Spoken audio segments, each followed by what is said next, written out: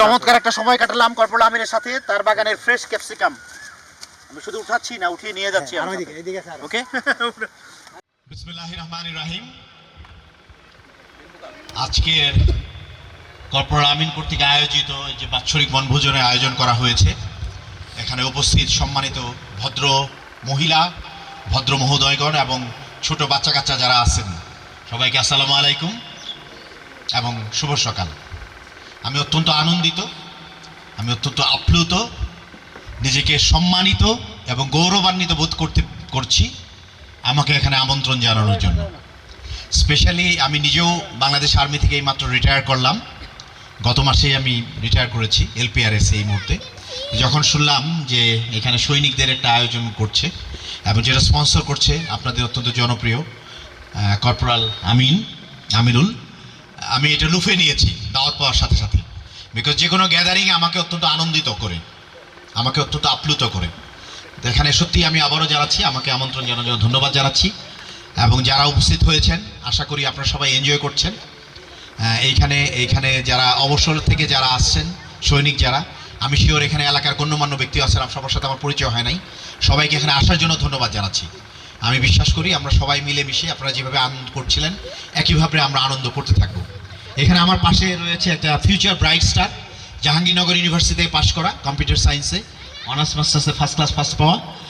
আমি তোমার সাথে মিট করেও ধন্য মনে করছি নিজেকে। Okay, because the country, the future is waiting for you. আশা করি তোমার প্রজ্ঞা, তোমার মেধা দিয়ে ভবিষ্যৎ বাংলাদেশকে আরও আলোকিত করবে। ওকে, এখানে যারা শিশু কিশোর ছোট ছোট বাচ্চা কাচ্চা রয়েছে তাদের জন্য আমার দোয়া, একইভাবে যেন একে অনুসরণ করে যেন ভবিষ্যতে বাংলাদেশকে আলোকিত করার জন্য যেন আমরা অংশগ্রহণ করতে পারি। আমরা এখানে যারা অবসর গ্রহণ করে আসছি তাদের জন্য দুই একটা কথা বলতে চাই। যেহেতু আর্মি পরিমণ্ডলে আমরা সবাই একই পরিবারের সদস্য, আপনাদের দেখে আমার খুব ভালো লাগছে ইন দ্য সেন্স যে আমি আবার মনে হচ্ছে যে আর্মিতেই আছি, এরকম একটা ভাব মনে হচ্ছে। ওকে, তো সবাই ভালো থাকবেন, সুস্থ থাকবেন।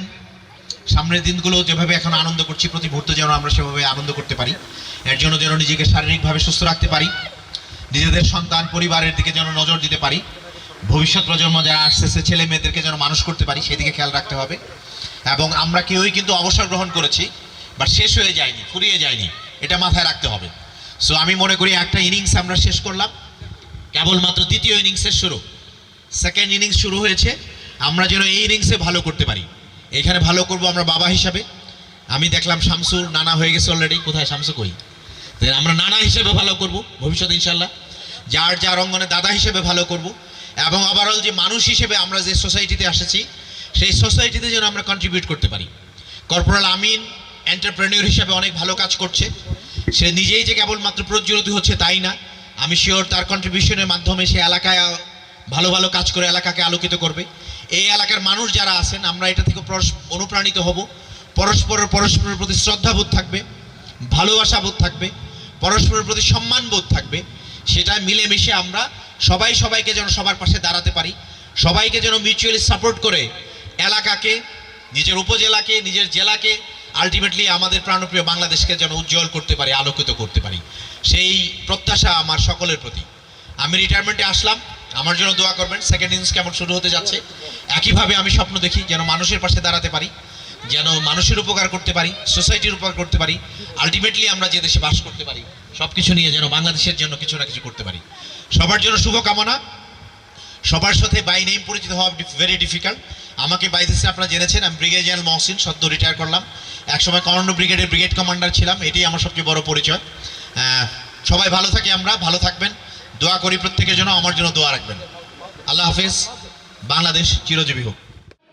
071 ওদিকে কেউ হাত তুলছে, 071